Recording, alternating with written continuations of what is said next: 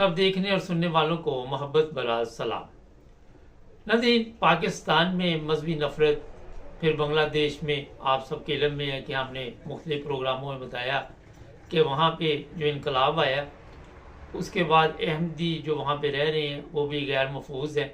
उनके घरों को भी आग लगाई गई, वहाँ पे जामिया जो था उसको भी नुकसान पहुँचाया गया। अभी तक लोग जो हैं वहाँ पे मुश्किल का शिकार है। एक खबर आज मेरी नज़र से गुजरी, खासा हमारे साथ होंगे इरफान अहमद खान साहब जर्मनी से। अब जनाब जो सुप्रीम कोर्ट पाकिस्तान ने फैसला किया जो अहमदियों के बारे में, पिछले दिनों हमने भी प्रोग्राम किया था मुबारक सानी केस पे, जो हिंदुस्तान में सफारत खाना है पाकिस्तान का इंडिया में, उसके सामने एहतजाज करेंगे हिंदुस्तान के उलमा। खान साहब से पूछेंगे कि ये तो नफरत जो है इसमें इजाफा होता जा रहा है, ऊपर से हमारे जो बड़े हैं मुल्क के सरबराह उनके बयानात भी कुछ इस तरह के होते हैं। खान साहब ये बताइए, ये एहतजाज जो इंडिया में इस वक्त, आपको मैंने ये खबर भी भेजी है, इसकी ज़रूरत क्यों महसूस होगी अब? देखिए, बात वही है कि इंडिया के अंदर जो मुसलमान है वो बहुत दब के रहता है और इंडिया के अंदर सरकार मतलब हुकूमत का मजहब से कोई ताल्लुक नहीं, वो सेकुलर मुल्क है इंडिया जो इस लिहाज से। और जो आज जिनको ये खुजली हुई है खत्म नबूवत के नाम पे, हर जगह जो उर्दू स्पीकिंग मौलवी है, जो पंजाबी स्पीकिंग है, जो बड़े सगीर का मौलवी है, वो हर जगह खत्म नबूवत के नाम पे लोगों को इकट्ठा करने के लिए, अपनी हाजिरी लगवाने के लिए कि हम भी मार्केट में मौजूद हैं, वो इस खत्म नबूवत को इस्तेमाल करता है। इंडिया के अंदर मैं खुद गया हूँ, मुतअद्दिद बार गया हूँ, बम्बई में भी गया हूँ, दिल्ली में भी गया हूँ और इलाकों में भी गया हूँ। वहां पर कोई मुसलमान की खास अहमियत नहीं है, न किसी तंजीम की, न किसी मदरसे की। वहां ये सब दब के रहते हैं। अब एक तो ये है कि जो खबर आपने मुझे भेजी है वो इनकलाब अखबार है। इनकलाब अखबार जो है वो 200-400 से ज्यादा नहीं छपता। दिल्ली के अंदर भी जो उर्दू के एक दो अखबार निकलते हैं उनकी इशात भी 1000 से ऊपर नहीं है, इसलिए कि वहाँ इंग्लिश अखबार ज्यादा छपते हैं। इंडिया के अंदर वो ज्यादा पॉपुलर है, वो सोसाइटी इंडियन इंग्लिश अखबार को ज्यादा पढ़ती है, ना तो इतने ज्यादा पॉपुलर आपके हिंदी के अखबार हैं और ना उर्दू के तो बिल्कुल ही नहीं है। अब ये इनकलाब बम्बई से निकलता है। बम्बई में आज तक आपने कभी रजा एकेडमी का नाम आपने नहीं सुना, ना मैंने तो नहीं कम से कम सुना। फिर ये सईद नूरी साहब जिन्होंने ये प्रेस कॉन्फ्रेंस की है, वो भी कोई इंतहाई अनपॉपुलर से आदमी है, जिनका नाम पहले कभी मजहबी हवाले से भी नहीं आया। जो इंडिया में मसले पैदा होते रहे हैं मुसलमानों से मुतल्लिक, उनमें भी दो चार नाम सामने आते रहे, उनमें भी कभी सईद नूरी साहब का नाम नहीं आया।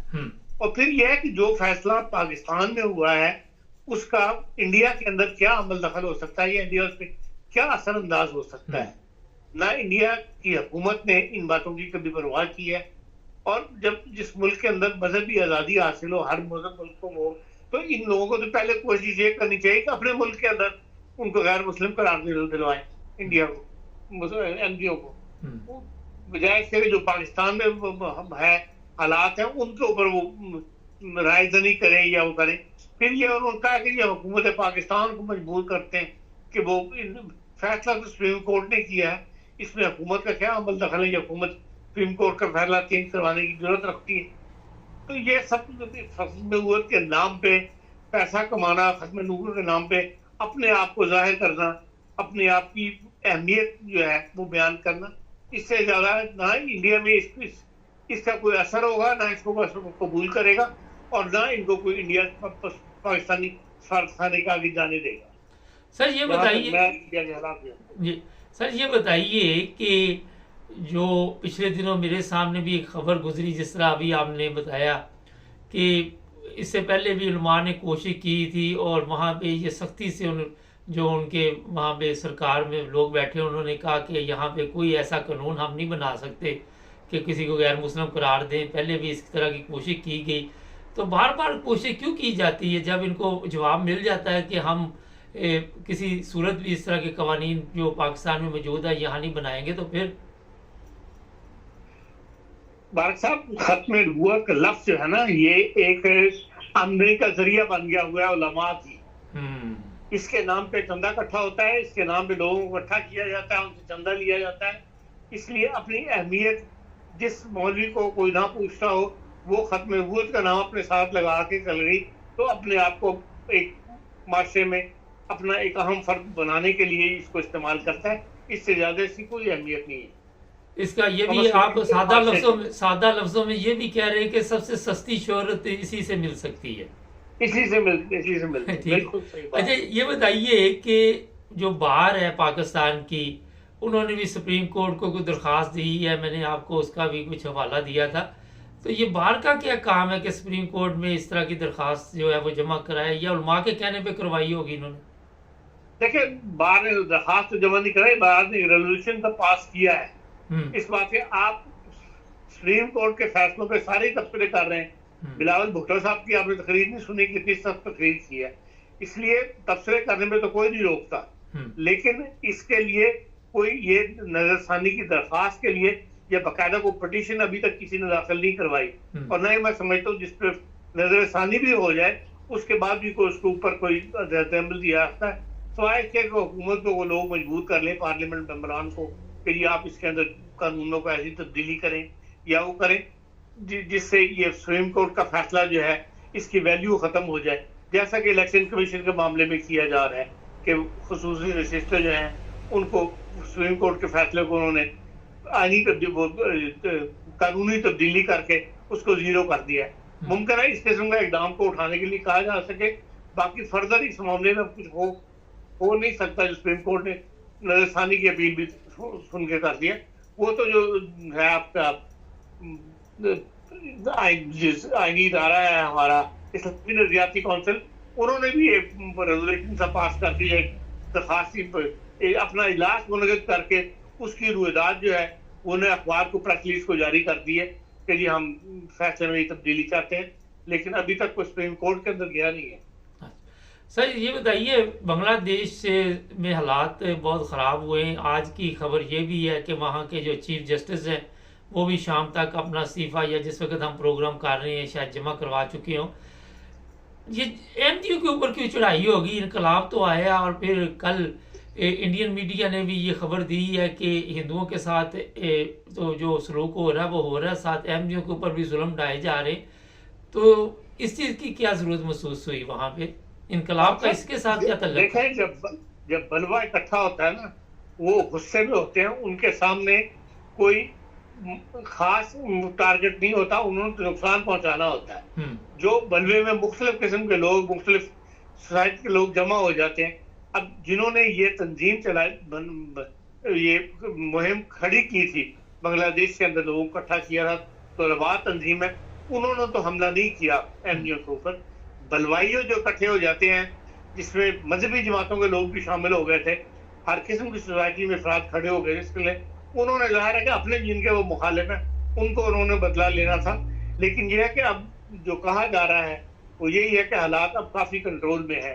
कम से कम जो एमजीओ वाला मसला था उसके बारे में भी जो मैंने प्रेस रिलीज पढ़ी है उसमें यही बताया गया है कि जो नई हुकूमत आई है उन्होंने उस पर एक्शन लिया है और हालात कंट्रोल में है, मजीद कोई खराबी का इम्कान नहीं है। अच्छा, एक और अहम सवाल है पाकिस्तान से, लेकिन सबसे पहले मैं आपको बता दूं कि बांग्लादेश में कई जो अहमदी थे वो जख्मी भी हुए, हमारे पास इतला। खान साहब, शुभ शुभ को बिठाया हुआ है चीफ ऑफ आर्मी स्टाफ ने सबसे पहले। ये पीर फकीर अब पाकिस्तान की तकदीर बदलेंगे? मैं समझ किसको बिठाया हुआ है? शुभ शुभ, पीर नहीं, वो शुभ शुभ शुभ शुभ को बिठाया हो किसने? पाकिस्तान ने? पाकिस्तान में जो आर्मी चीफ ने वो उलमा की जो कॉन्फ्रेंस बुलाई थी उसमें शुभ शुभ को पहली लाइन में बिठाया हुआ। तो शुभ शुभ जो है वो तकदीर बदलेगा पाकिस्तान की, या वो अब जंग लड़ा करेगा? नहीं, देखे बात है कि उन्होंने वो आर्मी इस वक्त मुश्किल में है, आर्मी के खिलाफ बहुत ज्यादा अवाम के अंदर एक राय पाए, मतलब एक गुस्सा सा पाया जाता है, लोग खुलेआम आर्मी के खिलाफ बातें करते हैं। अब कल रात भी वादी तीरा के अंदर 3 जवान हमारे शहीद हुए हैं। ये एक रोज का एक बन गया हुआ है। पहले कभी कभी हमले होते थे, अब डेली जो है 3-4 हमारे जवान जो है वो शहीद हो रहे हैं। और आर्मी ये चाहती है, कभी मदद चाहती है, कभी राह हमवार की जाए कि जो लोग आर्मी के खिलाफ मुहिम चला रहे हैं, आर्मी के खिलाफ लोगों को बहका रहे हैं, उन्हें कम से कम ठंडा किया जाए, उनको मना किया जाए। इसलिए एक किस्म की मदद ली है आर्मी ने उलमा से, और उन्होंने हर तबका फिक्र के उलमा को बुलाया है, इसलिए कि उलमा के बुला के एक तकरीर कर दी है। उलमा को ये कभी मौका नहीं देती आर्मी के आप सवाल कर सकें उनसे।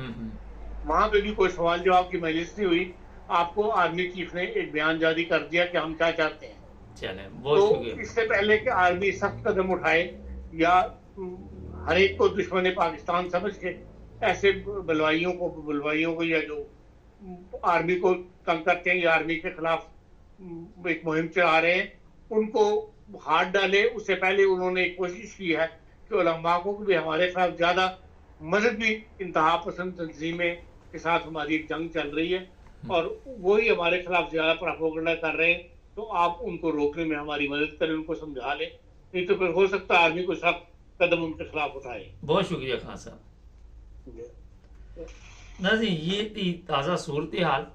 हुआ ये कि अपने मुल्क में तो हम एक कौम नहीं मान सके, दूसरे ममालिक में भी जाकर लोग चलते हैं और वहाँ पे अहमियत हो ना हो, मगर कोशिश की जाती है।